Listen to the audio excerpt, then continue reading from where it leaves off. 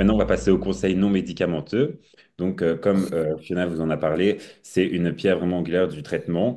Donc, les conseils médicamenteux, ça reste un peu des lieux communs, des choses qu'on sait un peu tous, mais qui sont très, très importantes. Donc, on va vous les rappeler. Donc, déjà, évitez toute boisson contenant des excitants, que ce soit le chocolat, café, thé, 4 à 6 heures avant l'heure du coucher. Donc, ça, c'est vraiment important, surtout au niveau du thé, parce qu'il y a certains allez, tisanes ou certains thés que l'on pense sans théine, et ça peut quand même, voilà, ça peut quand même avoir des excitants à l'intérieur. Et quand on parle de thé, on se fait aussi bien attention aux personnes qui, durant la nuit, se réveillent pour aller à la toilette. Et donc, c'est prendre une grande quantité d'eau avant de dormir. Des fois, c'est pas forcément une bonne idée non plus si on veut pas se réveiller plusieurs fois durant la nuit. Ensuite, pratiquer une activité sportive régulière. Donc ça, c'est vraiment très important pour avoir un bon sommeil, mais on ne conseille pas dans les 4 heures qui précèdent le coucher, car ça va augmenter le rythme cardiaque et exciter. Et donc, on risque après de ne pas trouver le sommeil facilement. Fuir les repas tardifs trop riches en protéines ou en graisses. Donc là, on va essayer de privilégier des aliments riches en glucides, donc des féculents, des pâtes. N'abusez pas d'alcool au repas du soir, ni en soirée. Donc là, c'est un faux ami, même s'il facilite l'endormissement, il favorise les réveils nocturnes et va désorganiser notre cycle du sommeil, et donc le sommeil ne sera pas réparateur.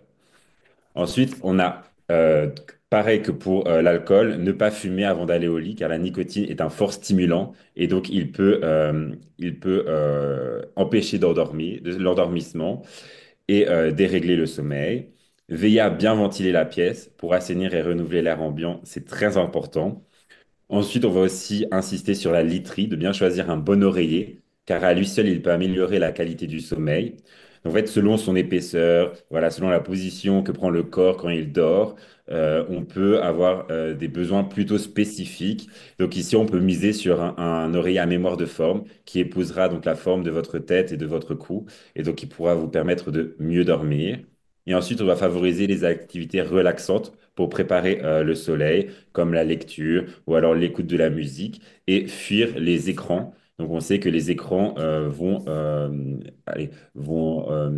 diminuer la mélatonine, donc quelque chose que l'on parle souvent, la mélatonine, et donc qui permettent et donc les écrans vont causer un moins bon endormissement, et donc vont aussi dérégler ce cycle du sommeil. On parlait aussi tout à l'heure de la température du corps. Donc le froid comme la chaleur peuvent altérer aussi la qualité du sommeil. Donc pour un sommeil de qualité, la température idéale de la chambre à coucher doit se situer entre 16 et 18 degrés.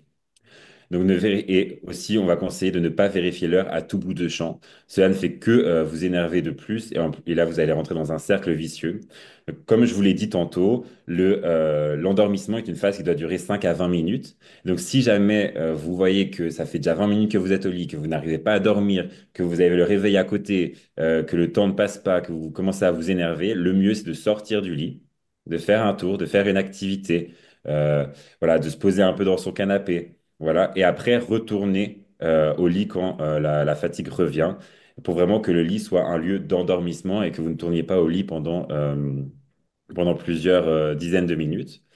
Et ensuite, on va vous conseiller de vous coucher, de vous lever à des heures régulières, même le week-end. Parce qu'en fait, avoir une routine de sommeil précise, ça permet d'avoir un sommeil de bonne qualité. Ensuite, on va parler de conseils qui se font via l'aide d'un spécialiste. Par exemple, pour les insomnies, on va pouvoir se rapprocher de thérapeutes qui font des thérapies cognitivo-comportementales. Donc ça, généralement, ce sont les psychologues qui le font. Donc c'est quelque chose qui est reconnu, qui doit se faire par un professionnel. Après, on peut avoir des thérapies de relaxation ou alors encore des activités comme le yoga. Ensuite, pour tout ce qui est apnée du sommeil, on peut avoir l'usage de la CPAP, donc ça veut dire pression d'air positif. Donc en fait, c'est un procédé non chirurgical qui va traiter l'apnée du sommeil et le ronflement. Donc il ne va pas guérir les apnées ou le ronflement, mais il va aider à contrer l'obstruction. Donc autrement dit, il va maintenir une ouverture des voies aériennes supérieures afin de respirer normalement sans avoir ces allaitements ou sans suffocation ou sans ronflement. Ensuite, on peut, dans des cas plus graves, avoir l'usage de l'embout buccal ou de la chirurgie en cas de ronflement sévère.